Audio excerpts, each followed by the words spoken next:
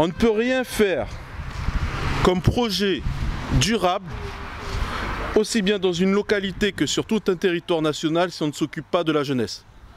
Et je pense que le message qui a été fait passer aussi sur un aspect politique à l'échelle nationale, c'était « Hey, on est beaucoup de jeunes ici, on aimerait bien qu'on s'occupe de nous ». Et c'est exactement pareil ici à Djibélor. À Djibélor, comme les autres villages pour lesquels on travaille. Et c'est pour ça que nous aujourd'hui, Football Mission, on a quelque chose de grand à faire, c'est d'arriver à faire en sorte que cette ONG étrangère, française, bientôt elle sera sénégalaise aussi parce qu'on va créer une antenne, puisse collaborer avec des entités locales sur des projets durables pour la jeunesse. Alors, vous allez me dire, mais un projet durable, c'est beau comme terme, mais c'est quoi exactement? Un projet durable, c'est lorsque tout le monde est réuni autour de la table et on se concentre sur 3 piliers. Le premier pilier, c'est l'aspect socio-éducatif. Tout ce qui concerne l'éducation de la jeunesse, que ça soit à la maison, que ça soit à travers le sport, les ASC, que ça soit à travers les écoles, les collèges et lycées. Ça, c'est le premier pilier. Il faut absolument que le projet soit cohérent. Mais un projet d'avenir, pas quelque chose de court terme. C'est-à-dire qu'à chaque fois qu'on se met en place sur un aspect socio-éducatif, il faut penser sur 3 ans, 5 ans, 10 ans, 30 ans. Une génération, c'est 20 ans. Donc aujourd'hui, c'est un conseil que je vous donne, le projet qu'on est en train de construire, peut-être qu'il est dans une continuité que vous avez déjà songé il y a quelques années. Si ça ne l'est pas, il faut vraiment que vous puissiez vous concentrer sur qu'est-ce qu'on veut dans 5 ans, dans 10 ans, dans 30 ans. Donc le premier pilier, l'aspect socio-éducatif. Le deuxième pilier, c'est l'aspect environnemental. On ne peut prendre soin des autres si on ne prend pas soin de son propre environnement.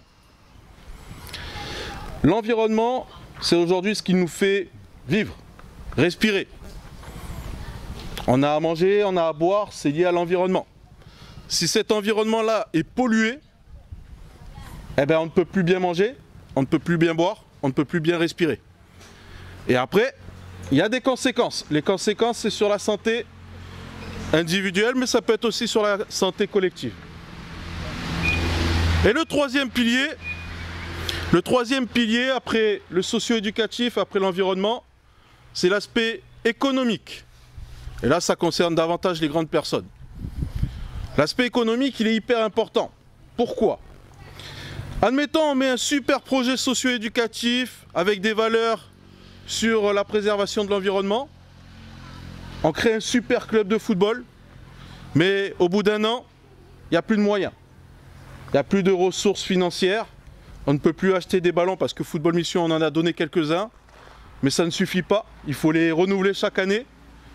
S'il n'y a pas d'argent dans les caisses, il n'y a pas la continuité derrière. Et pour cela, c'est un gros travail de réflexion. C'est un gros travail collectif pour arriver à ce qu'on souhaite mettre en œuvre.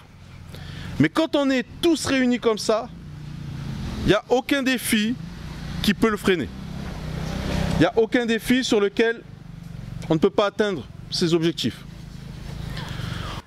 Il va falloir qu'on vous accompagne, si c'est pertinent, sur ces sujets-là pour que le projet, au final, pour la jeunesse, soit durable.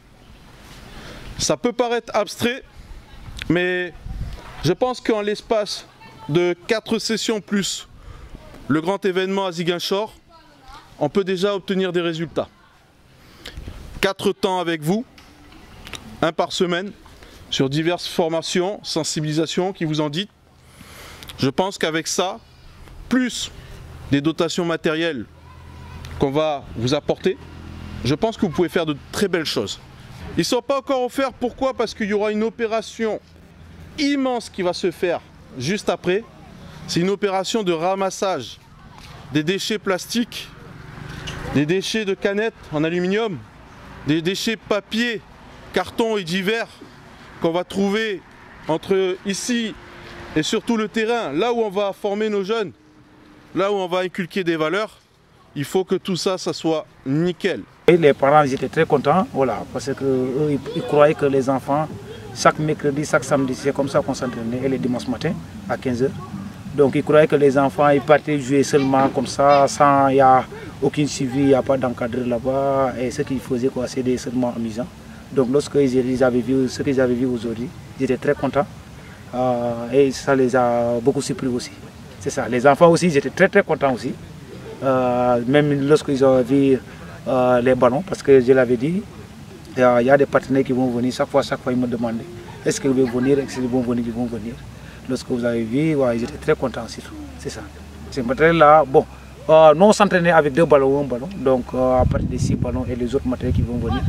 Donc je crois que le travail va me faciliter, parce que c'est pas facile de regrouper une 70 personnes avec un ballon ou 2 ballons. L'autre groupe s'entraîne et attend quelques minutes pour d'autres entraîner. Mais s'il y a beaucoup de ballons et beaucoup de matériel à faire, le travail sera facile. Là, on va beaucoup travailler encore sur tout ça.